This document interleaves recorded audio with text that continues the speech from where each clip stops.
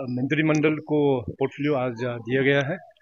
तो सभी जो 12 मिनिस्टर्स हैं इंक्लूडिंग चीफ मिनिस्टर्स, तो उसका पोर्टफोलियो दिया गया है। तो उन लोगों का जो पास एक्सपीरियंस है और उन लोग किस क्षेत्र में जो अच्छा काम कर सकते, जो हमें जो ठीक लगा उसका मुताबिक से ये पोर्टफोलियो दिया गया है। And I am very hopeful कि जो भी डिपार्टमेंट उनको दिया गया है जनता का हित में और स्टेट का हित में वो लोग अच्छे से जस्टिस करेंगे। सर, आपने पहले ही 100 करोड़ की फाइल जब पहले आपने इस प्रेजेंट किया सर, ये कितना क्रूशल है सर, ये तो सर ये जो आपने 100 करोड़ कल मैंने सीएम का ऑफिस संभालते ही 100 करोड़ का स्कीम को मैंने अप्रूवल दिया है। Chief minister social security scheme, जितने भी अरुणाचल में जो अपना दिव्यांग जन है, इसके बाद जो ओल्ड एज है 60 एंड एबोव का जिसका उम्र हो गया, और साथ साथ जो विडो लोग हैं, तो इन सभी लोगों के लिए 100 करोड़ का स्कीम है, chief minister social security scheme. ये स्कीम को मैंने बहुत साल पहले ही लॉन्च किया था। हर एक साल उन लोगों को पैसा मिलते जा रहा है। तो इस साल का मैंने कल 100 करोड़ 100 करोड़ का अप्रूवल दे दिया है। तो फर्स्ट टाइम 20 ईयर्स के बाद सर एक वुमेन लेडी मिनिस्टर को आपकी कैबिनेट में यहाँ पे पहचान सर, आप क्या? भारतीय जनता पार्टी हमेशा महिलाओं का सक्षम के लिए, वुमेन एम्पावरमेंट के लिए कई सारा काम किया हुआ है। प्रधानमंत्री नरेंद्र मोदी जी के लीडरशिप पर देश में भी ऐसा बहुत सारा योजनाओं को घोषणा किया हुआ है और ग्राउंड में उसका ये इम्प्लीकेशंस भी हो रहा है महिलाओं को लेके।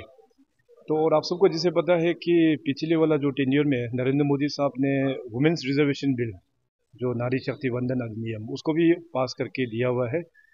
2029 के जो लोकसभा में और विधानसभा में 33% वुमेन रिप्रेजेंटेटिव रिजर्वेशन होगा। तो उसको देखते हुए और भारतीय जनता पार्टी जो अपना स्टेट यूनिट है, हम सब लोग ने निर्णय लिया कि अभी वुमेन जो है ट्राइबल सोसाइटी में बहुत इंपॉर्टेंट रोल प्ले करते हैं घर में भी। तो उनसे घर को बाहर से निकाल के इवन पॉलिसी मेकिंग में भी हम लोग उनको शामिल करने के लिए, तो इस बार हमने फर्स्ट कैबिनेट मिनिस्टर अपना अरुणाचल में एक महिला को दिया हुआ है। और 2029 में जब इलेक्शंस होगा तो पार्टी को भी मैंने कल बोला है कि केवल हम लोग 33% तक ही सीमित नहीं रखेंगे, जितना हो पाएंगे उसको और भी हम लोग आगे बढ़ाएंगे। प्रायोरिटी क्या रहेगा सर अभी जब से अच्छा पहले की, क्योंकि अपने एजुकेशन मिनिस्टर एक क्वालिफाइड सोना चीफ हो गया एजुकेशन में अरुणाचल में से काफ़ी ज़्यादा। सबसे पहली बात तो कल कैबिनेट जब हुआ था तो उसमें हम लोग ने 100 डेज में क्या क्या काम करेंगे उसमें हम लोग ने काफ़ी चर्चा किया है। एंड लार्जली 24 पिलर्स को लेके हम लोग ने गो अहेड किया हुआ है। तो ये 24 पिलर्स में हर एक सेक्शंस को कवर कर रहा है। एजुकेशन जैसे आपने कहा हमेशा प्रायोरिटी है एजुकेशन। इसके बाद अपना यूथ लोगों के लिए भी है, अपना किसान लोगों को, महिला लोगों को, हर एक सेक्टर को टारगेट करते हुए 100 डेज का टारगेट एक दिया हुआ है। तो ये जो 5 साल का जो पब्लिक ने जो मैंडेट दिया है भारतीय जनता पार्टी को, और इस 5 साल में ब्रॉडली जो काम करना है ऑलरेडी हम लोगों का संकल्प पत्र में क्लियरली मेंशन्ड है, मैनिफेस्टो में मेंशन्ड है। तो उस मैनिफेस्टो का आधार पर हम लोग उसको आगे बढ़ाएंगे। एजुकेशन का सिनेरियो में इसलिए मैंने अपना फॉर्मर स्पीकर रह चुके हैं पासांग जी, काफ़ी एफिशिएंट है, तो उनको मैंने दिया हुआ है ये रिस्पॉन्सिबिलिटी, और हमें होपफुल है कि उनका मिनिस्ट्रीशिप में इसमें अच्छा काम होगा। सर, होम मिनिस्टर को लेके मतलब कितना कॉन्फिडेंट है कि इस बार का जो होम मिनिस्टर होम डिपार्टमेंट है वो अच्छी तरह से लॉ एंड ऑर्डर सिचुएशन को हैंडल कर पाएगा? जब से भारतीय जनता पार्टी इस राज्य में आया है, आप सब लोग देखे हैं कि यहाँ में बंद कल्चर पूरा हट चुका है। पहले के ज़माने में महीना में 4-5 बार हमेशा बंद होता था। जब से बीजेपी का गवर्नमेंट यहाँ पे चला पिछले 8 सालों में, यहाँ पे बंद कल्चर जो कम्प्लीटली ख़त्म हो चुका है। तो हमारा होम और पुलिस डिपार्टमेंट बहुत एफिशिएंटली काम कर रहा है। हमारे जो ऑफिसर्स हैं, जो डीजीपी से लेके जितने भी जो ऑफिसर्स हैं, जो जवान्स हैं, बहुत इफेक्टिवली काम कर रहा है। अभी इस नया गवर्नमेंट में एक नया होम मिनिस्टर को ये रिस्पॉन्सिबिलिटी दिया हुआ है और काफ़ी मेच्योर लीडर है, तो उनका लीडरशिप में डेफिनेटली होम डिपार्टमेंट को अच्छे से वो चलाएंगे। 3.0 कैसा रहेगा सर? अभी मोदी जी भी सेंटर में 3.0 इसमें जैसे मैंने कहा कि ब्रॉडली ये 5 साल का जो काम है हम लोगों का मैनिफेस्टो में जो लिखा हुआ है, और मैनिफेस्टो में हर एक सेक्टर्स को हम लोग ने कवर किया हुआ है, तो उसी दिशा में हम लोग काम करेंगे।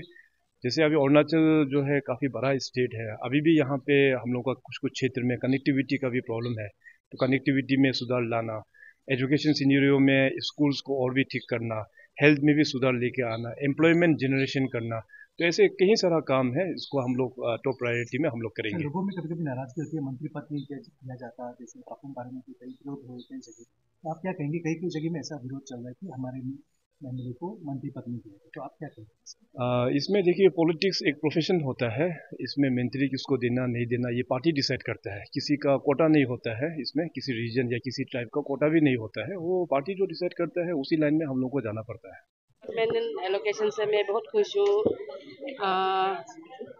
WCD, आर्ट एंड कल्चर और साइंस एंड टेक्नोलॉजी, तो मैं अपने डिपार्टमेंट से बहुत खुश हूँ। और WCD पहले से मुझे लगा मुझे मिलेगा होगा, तो मिला है।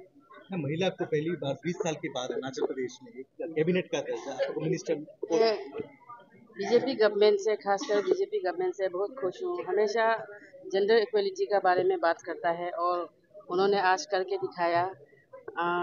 सारे मुझे नॉलेज है 2000 ये डाउन साइजिंग होने के बाद पहले तो बहुत सारा मंत्री हुआ करता था, 43, 45, 42। ये फर्स्ट टाइम डाउन साइजिंग होने के बाद मुझे कैबिनेट में जगह मिला। उसके लिए मैं बीजेपी सरकार और पेमा खांडू के नेतृत्व में मैं बहुत खुश हूँ। और सारे स्टेट के महिलाएं, खासकर महिलाएं भी बहुत खुश है और पब्लिक भी बहुत खुश है। उन लोग को हमेशा लगता था कि कैबिनेट में एक लेडी को होना चाहिए था, तो सारे जनता का दिल जीतते हुए हमारे बीजेपी सरकार, पेमा खांडू सरकार ने मुझे कैबिनेट में इंडक्ट किया। इसके लिए मैं बहुत खुश हूँ। मैम, इसलिए समाज से आप पहली महिला है जो कैबिनेट में भी है। मैम, जैसे आपने बोला कि आप बहुत खुश है जो WCD को किया, कुछ आपने सोच के रखा है क्या जो आप शेयर करना चाहिए? मैंने ऐसे बहुत सारे कुछ सोच के रखा है।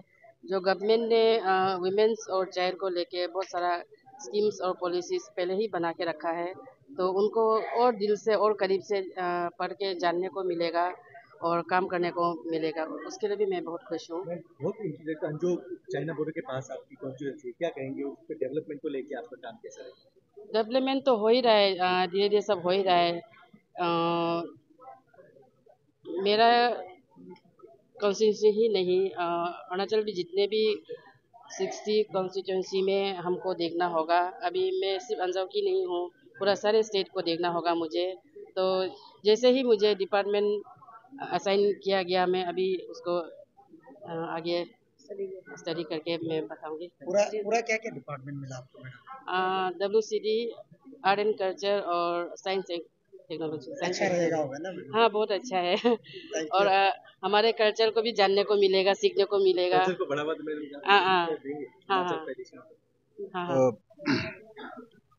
ऑनरेबल CM साहब ने काफ़ी बहुत एक रेस्पॉन्सिबिलिटी दिया है जो होम मिनिस्ट्री को संभालने के लिए, और जितना हो सकेगा, जितना हो सके और पूरा कोशिश करेंगे कि जो अपना प्रदेश का लॉ एंड ऑर्डर जो प्रॉब्लम है उसको जितना हो सके उसको नहीं होने के लिए भरपूर डिपार्टमेंट के साथ मिलकर हम कोशिश करेंगे।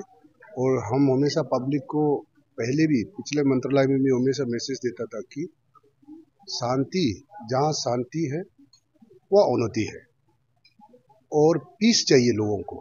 डेवलपमेंट के लिए लोगों को पीस चाहिए, पर्यटन के लिए पीस चाहिए, बाहर से आने वाला है जो बाहर से जो इन्वेस्टर काम करने वालों को पीस चाहिए।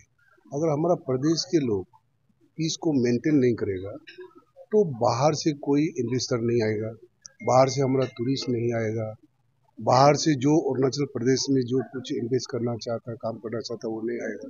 इसके लिए मैं अभी आपके चैनल के माध्यम से मैं सभी जनता को, लोगों को मैं अनुरोध करना चाहता हूँ कि उसको पीस मेंटेन करना होगा हम सब मिलकर। और खास करके जो ड्रग एब्यूज से ड्रग पेडलर है, उन सब जिस प्रकार से, जिस रफ्तार से जो युवाओं को बर्बाद करने का, युवाओं को जो ड्रग्स पेडलर लोग जो सप्लाई करके ड्रग्स लेने दे रहा, वो सब पूरे प्रदेश में बंद होना होगा। तो सर बैकअप है अरुणाचल प्रदेश की गवर्नमेंट की, आप क्या कहिए? इससे काफी लोग बचते हैं होम मिनिस्टर लेने के लिए, काफी चैलेंजिंग होता है लॉ एंड ऑर्डर को संभालना। बहुत बड़ा एक चैलेंज है और एक बड़ा रोल होता है होम मिनिस्टर का। देखिए, अभी आने वाले दिनों में अच्छा ही होगा। और मैंने जो अभी बताया, पीस को मेंटेन करना होगा और डेवलपमेंट के लिए शांति कायम रखना होगा प्रदेश में। हाँ, कोई भी चीज़ जो है एजिटेशन, जैसे अरुणाचल में आप देखते होंगे, एजिटेशन होते रहता है, वो होते रहता है। इस प्रकार से होने से क्या होगा, वो ऐसा नहीं करके भी, धरना नहीं करके भी बैठ के बात किया जा सकता है, समझौता किया जा सकता है। किसान को इंसेंटिव देने का जरूरत पड़ेगा, so that they can divert from forest zoom cultivation. उसके लिए आप क्या सोच रहे हैं सर, क्या करेंगे आप? देखिए, अभी मैं जस्ट डेजिग्नेट हुआ है, मुझे I am here to enter into the subject. नहीं, मुझे तो बहुत खुश हुआ। सुबह से ये तो मेरा बीच लग रहा था, हम तो प्रेयर कर रहा था कि ना मिले, अच्छा है। एनीवे, वो भी अच्छा डिपार्टमेंट है, बहुत पावरफुल डिपार्टमेंट है। होम तो किसी को मिला था, लेकिन शायद मुझे जो दिया है शायद मैं कर पाऊंगा होगा, इसलिए शायद दिया है मेरे को। अच्छा लगा बहुत। तो हेल्थ डिपार्टमेंट भी काफी एक बड़ा रिस्पॉन्सिबिलिटी है, इसमें भी काफी रोल रहेगा आपका। हाँ जी। किस तरह से आप आगे जाके आपका क्या क्या प्लानिंग थे, क्या क्या करने वाले? देखो, अभी तक तो ये डिपार्टमेंट देगा बोल के हम सोचा ही नहीं, तो इसलिए प्लानिंग भी नहीं किया मैंने। तो अभी डिपार्टमेंट मिला है, तो शायद इसका बारे में सोच के ही बाद में मैं बोल पाऊंगा। और मैं सबसे पहले उन लोगों से मिलना चाहूँगा। सबसे पहले उनका तकलीफ क्या है वो पहले जानना जरूरी है। हम लोग करने में क्या तकलीफ है काम, उसको जानने के बाद उसको फिर हम लोग सोल्यूशन लेके जाएंगे। तो मैं आदरणीय मुख्यमंत्री श्री पेमा खांडू जी को धन्यवाद देना चाहता हूँ कि उन्होंने मेरे नेतृत्व पर भी विश्वास किया और मुझे अपना कैबिनेट में लाया। और जहाँ तक कैबिनेट पोर्टफोलियो की बात है, वो अपना स्किल पर होगा, कि अपना कैलिबर पर होगा कि इसके कैसे उसको आगे बढ़ाया जाए। जो भी पोर्टफोलियो दो वो तो मिनिस्टर्स के ऊपर डिपेंड होगा कि इसको कैसे आगे बढ़ाएगा। तो मैं हर चीज़ जो मुझे दिया उस पोर्टफोलियो से मैं बहुत संतुष्ट हूँ। सर, काफी यंग हैं आप अभी, आप क्या कहेंगे ये जो मंत्रिमंडल चैलेंजेस क्या क्या रहेंगे आपके जब मंत्री बने आप? मैं देखिए, अरुणाचल प्रदेश को बहुत कुछ सुधारना है, तो हमको उसके लिए बहुत चीज़ पहले अपना अंदर से सुधारना पड़ेगा। हमको परिवारवाद से बाहर आना पड़ेगा, सबसे पहले फैमिली लग्जरी से बाहर आना पड़ेगा, उसके बाद ही कुछ हो पाएगा। और अभी तो बहुत कुछ कहना बहुत जल्द हो जाएगा, लेकिन आस्ते आस्ते देखते हैं क्या होता है। और मुझे विश्वास है कि सीएम पेमा खांडू साहब के नेतृत्व में बहुत कुछ अभी अरुणाचल बदलने को जा रहा है। सर, बहुत ही महत्वपूर्ण जो डिपार्टमेंट आपको दिया गया, ट्रांसपोर्ट सर्विस, जो one of the oldest department भी है अरुणाचल में। सर, इसको लेकर कुछ सोचेंगे सर, क्योंकि हर एक डिस्ट्रिक्ट का जो ट्रांसपोर्ट स्टेशन है वो भी बहुत पैथेटिक कंडीशन है, IRCTC का भी बहुत, बसों का भी। तो इसको लेकर कुछ आप इनिशिएटिव? हाँ, मैं उसके बारे में पहले अपना सेक्रेटरी डायरेक्टर्स को मैं पहले बात कर लूँगा, उनके साथ में बैठ लूँगा, उसके बाद आप सबको मैं बता सकूँगा। क्योंकि अभी जस्ट मुझे भी आधे घंटे खबर मिला कि आपको ये पोर्टफोलियो दिया गया है, तो अभी मैं कैसे कमेंट करूँ इस बार। It's too early to say anything now. Thank you so much. We are now interacting with Tapir Gao, member of parliament from Arunachal East. Sir, नया मंत्री बना, नया रिस्पॉन्सिबिलिटी दिया। अभी अरुणाचल को आगे ले जाने में एक टीम वर्क बन के डिपार्टमेंट अपना डिपार्टमेंट को लेके अरुणाचल को अच्छा करना चाहिए। ये पब्लिक का एक्सपेक्टेशन बहुत हाई है। उस सपना को पूरा करने के लिए ये 12 ऑनरेबल मिनिस्टर्स, सीएम से लेके कैबिनेट सारा सबको मैं बेस्ट विशेष देता हूँ। और जब तक अरुणाचल को आगे लेके नहीं जाएगा, there should not be race by any minister, ये मैं देखना चाहता हूँ। साथ में आज असेंबली में नया रिस्पॉन्सिबिलिटी दिया गया, ऑनरेबल स्पीकर तेसाम पोंगते को और डिप्टी स्पीकर कार्दो न्यूगियर को दिया गया। ये डेमोक्रेसी का एक टेम्पल है। इस टेम्पल को सुरक्षा देने के लिए, सिस्टम को सुरक्षा देने के लिए, प्रोसीडियर को सुरक्षा देने के लिए honourable deputy speaker and speaker चुना गया। इन दोनों को भी मैं मुबारक देता हूं। एंड अरुणाचल असेंबली में ऐसा काम करके दे, अरुणाचल लोगों का एक्सपेक्टेशंस को फुलफिल करे और आने वाला यंगर जनरेशंस भी सीखे कि अरुणाचल असेंबली में ऐसे कानून पास हुआ, ऐसे बिल पास हुआ, ऐसे प्रोसीडियर है। ये नॉर्थ ईस्टर्न रीजन्स में one of the best assembly institution Arunachal को है, इसलिए मैं इन दोनों को भी मैं मुबारक देता हूँ। As a whole honourable CM Pema Khandu and team and Tesam Pongte honourable speaker and Kardo Nyigyor honourable deputy speaker को मैं फिर से on behalf of people of Arunachal and on my behalf इन लोगों को थैंक्स देता हूँ। सर, ये पाकिस्तान बीच में हमला हो रहा है, अभी कंटिन्यूस चल रहा है, अटैक भी हुआ है और इधर बार बार चाइना आग दिखा रहा है। आप इस इशू को पार्लियामेंट में भी रेज करते हैं, तो अभी क्या अपडेट चल रहा है सर? देखिए, अपडेट ये है कि पाकिस्तान जितना भी करो दूर से पत्थर ही मार सकता है। पाकिस्तान आज मोदी जी के नेतृत्व में हिंदुस्तान को कुछ नहीं कर पाएगा। लॉस तो है, आके आतंकवादी हमला होता है, आम जनता को मारा जाता है, इसके लिए जवाब आपका भारत के सरकार और इंडियन आर्मी सही तौर से जवाब दे रहा है। एक भी आतंकवादी को बच के निकलने नहीं दे रहा है। और चाइना का बात देखिए, पार्लियामेंट में मैं हमेशा चाइना इशू को उठाते रहा। आज का इंडिया और काल का इंडिया को याद कीजिए, पहले आसाम बॉर्डर से चाइना बॉर्डर तक रास्ता नहीं थे। आज मोदी जी आने के बाद 10 साल में आसाम बॉर्डर से हर वैली को चाइना बॉर्डर तक 2 लेन सड़क बना दिया है।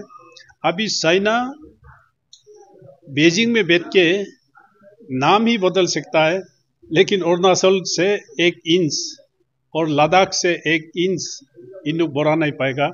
ये मोदी का दम है और ये भारत देश का दम है। इस बार जो वाइब्रेंट विलेज का जो प्रोग्राम रखा है, अब देखिए, अरुणाचल प्रदेश में सबसे लार्जेस्ट वाइब्रेंट विलेज अभी इसको इम्प्लीमेंट करने जा रहा है। उस वाइब्रेंट विलेज में जो सिटी में सुविधा है वो सारा सुविधा दिया जाएगा। Electricity, road connections, water supply, net connections, educations, health, सारा सब सुविधा दिया जाएगा। जब ये वाइब्रेंट विलेज एस्टैब्लिश होगा और बॉर्डर मजबूत होगा जम्मू कश्मीर से लेके अरुणाचल तक, तो इसलिए कोई चिंता करने का जरूरी नहीं है।